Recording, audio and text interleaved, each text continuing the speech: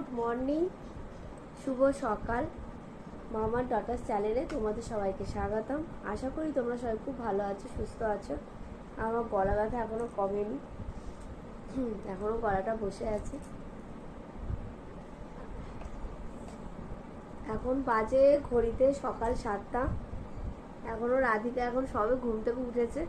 ঘরের সমস্ত কাজকর্ম করলাম, ঝাড় দিয়ে ঘর পরিষ্কার করে সমস্ত কাজ করে তারপরে গোপালকে তুললাম, তুলে হ্যাঁ রে হাততালি দিচ্ছি। তা দেখছি ওর খিদে পেয়ে গেছে, কেন ওর খাবারটা করে নিয়ে আসলাম, খাবার বানিয়ে নিয়ে আসলাম। আজকে আবার আমার বড় মেয়ের আবার আজকে আঁকা কম্পিটিশান আছে স্কুলে, তো সেখানে আবার যাবে। খেয়ে নাও খেয়ে নাও খেয়ে নাও, টাইম টু টাইম তো যেতে হবে, স্কুলে টাইম পেরিয়ে যাচ্ছে। চলো তোমাদের সাথে ওই মেয়ের স্কুলে যাব, সেই সময় তোমাদের সাথে আবার একটু কথাও বলবো আর দেখা হবে। মেয়ের স্কুলের সামনে চলে এসেছি মেয়েকে ছাড়তে, চলো তোমাদের দেখাচ্ছি। এ দেখো কত হারিয়ালি, ভাল লাগছে দেখতে একদম সকালবেলায়। মেয়েকে স্কুলে ছাড়া হয়ে গেছে, এখন বাড়ির দিকে আমরা রওনা দিচ্ছি। বাড়ির দিকে যাচ্ছি তো, হ্যাঁ একটা জায়গায় যাচ্ছি, চলো তোমাদেরকে দেখাচ্ছি কোথায় যাচ্ছি।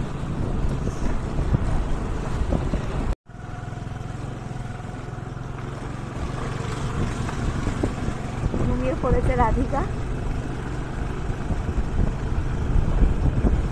চলো তোমাদের দেখাচ্ছি যেতে যেতে। আমার সকালবেলায় করে মেয়েকে স্কুলে ছাড়তে দিতে ভালোই লাগে। হাজব্যান্ডের স্কুটারে করে ছোটো মেয়েকে রেডি করে ঘরের সমস্ত কাজ সকাল 7টার মধ্যে করে টিফিন দিয়ে পুরো একদম সব কিছু রেডি করে সুপার সেবা করে তারপর এরকম বাইরে বেরিয়ে যখন সকালবেলাটায় হাজব্যান্ডের সাথে ছোটো মেয়ে সে মেয়েকে নিয়ে তো বড় মেয়ে স্কুলে দিতে গেল, তো এরকম যাওয়ার পথটা খুব ভালো লাগে। সকালবেলা ঠান্ডা ঠান্ডা হাওয়া দেয়, আমার তো খুব ভালো লাগে। মনে হয় একটু অন্যরকম হলো আজকের দিনটা। আর ঘর থেকে বেরিয়ে এরকম কার না ভালো লাগে ঘর থেকে এরকম বেরোতে। আমার তো খুব ভালো লাগে মেয়েকে এরকম স্কুলে দিয়ে আসি। সকালবেলাটা একটু অন্যরকম হয়। কখনো কখনো যদি গঙ্গা মায়ের দর্শন করি, যেহেতু আমি যেখানে যাচ্ছি সেখানে সামনেই গঙ্গা, তো গঙ্গা দর্শন যদি করি আরও ভালো লাগে।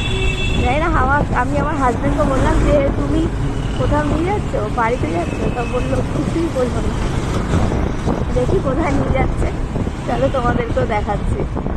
একটা জিনিস কি, আমার হাজব্যান্ডের অফিস টাইম হচ্ছে 10টা, সকাল 10টা থেকে সন্ধ্যে 6টা অবধি। তো তার মাঝখানে তার সময় বলতে গেলে কি, এই মেয়েকে স্কুলে দিতে গেলে তখন যখন ওর সাথে একটু বেরোই, তখন সেটাই আমার সারাদিন একটুখানি টাইম স্পেন্ড করা হাজব্যান্ডের সাথে। আর এমনি ঘরের কাজকর্ম, সেটা তো সংসারের কাজকর্ম তো থাকবেই, কিন্তু শত ব্যস্ততার মাঝখানে এইটুকু একটুখানি বেরোনো, তো আমার তো খুব ভালো লাগে। তোমাদের কেমন লাগবে জানি না, আমার তো গঙ্গায় আসতে খুবই ভালো লাগে। তো এই দেখো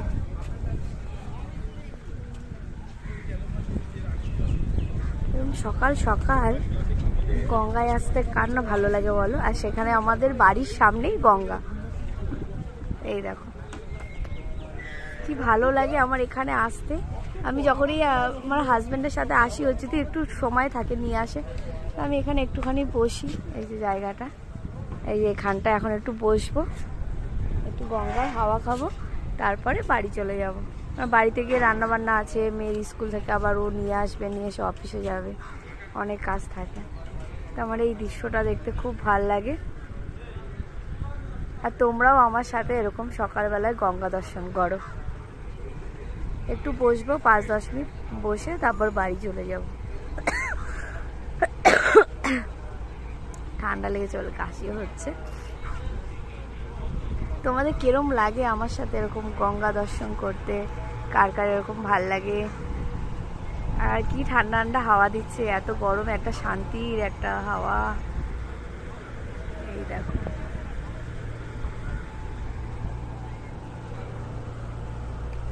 আর মেয়ে ঘুমিয়ে পড়েছে, ওই দেখো আমার হাজবেন্ডের কোলে, এই যে মেয়ে ঘুমিয়ে পড়েছে।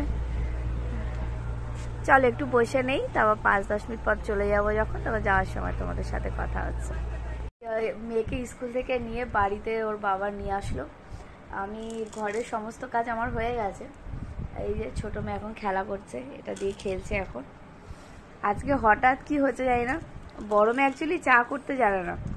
আজকে হঠাৎ করে গলাটা আমার বসে গেছে বলে বলছে মা আমি লিকার চা করবো। হঠাৎ করে দেখছি আমার জন্য লিকার চা করেছে। মানে এমনি প্রত্যেকদিন যেন চাটা করেও পাশে এমনি দেখে, ইন্ডাকশানে করেছে বলে অত অসুবিধা হয়নি, কিন্তু তবুও করে নিয়ে এসছে আমার কাছে, এই অনেক। এই দেখুন চা করে নিয়ে এসছে আমার জন্য। এরপর নেক্সট বার যখন ও চা করবে তখন আপনাদের দেখাবো। দেখুন আমার বড় মেয়ে চা করছে। বাচ্চা মেয়ে চা বানাতে ভালোবাসি, ও আমার জন্য করে নিয়ে এসছে। কত সৌভাগ্য আমার।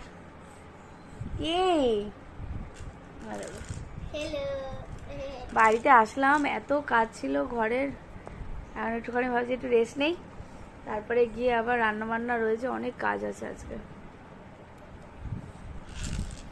আর দুপুরবেলা খাওয়ার সময় আপনাদের সাথে দেখা হবে। গোপালকে পুজো দিয়ে উঠলাম, এখানে এই ছবিটা রেখেছি রাধা কৃষ্ণের। আর ওখানে যে মেয়ে আরও শুয়ে আছে, এই যে এসব করছে। বললাম যে বনুকে একটুখানি ঘুম পাড়া। ঘরের সমস্ত কাজকর্ম করেছে, এখন আবার রান্নাঘরের দিকে যাব। রান্নাঘরে এসে রান্না বান্নাও হয়ে গেছে। আজকে ডাল করলাম, কালকের একটুখানি আলু বিরিয়ানি করেছিলাম, ডিম সেদ্ধ দিয়েছিলাম ঠিকই, ওই আলু বিরিয়ানি বলা যায়, ওটাও একটু রয়েছে। আর এই প্রেশার কুকারে ডাল বসিয়েছি, ডাল হয়েই এসছে, শর্টকাটভাবে করেছি ডাল।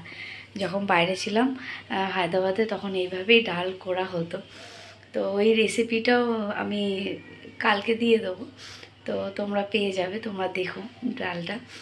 আর খেতে বসে তারপর তোমাদের সাথে দেখা হচ্ছে। তো দেখো বন্ধুরা, দুপুরবেলা এই যে ডালটা বানিয়েছিলাম, ভাতের সাথে একটুখানি মেখে নিলাম, আর গরম গরম পেঁয়াজি আর শুকনো লঙ্কা ভেজেছিলাম, তাই একটু ঝাল লাগছে।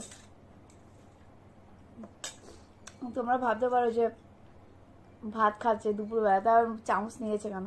অ্যাকচুয়ালি একটু তেল এসে একটু হাতের মধ্যে লেগেছে, জ্বলে যাচ্ছে হাতটা, তাই জন্য একটু বাধ্য হয়ে চামচ দিয়ে খাচ্ছি।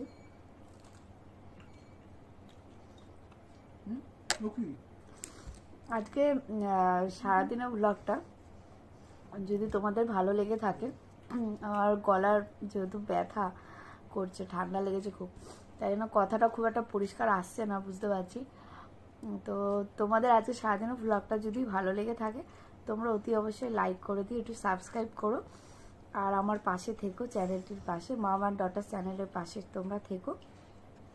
আজকের মতো টাটা, কালকে আবার তোমাদের সাথে দেখা হচ্ছে।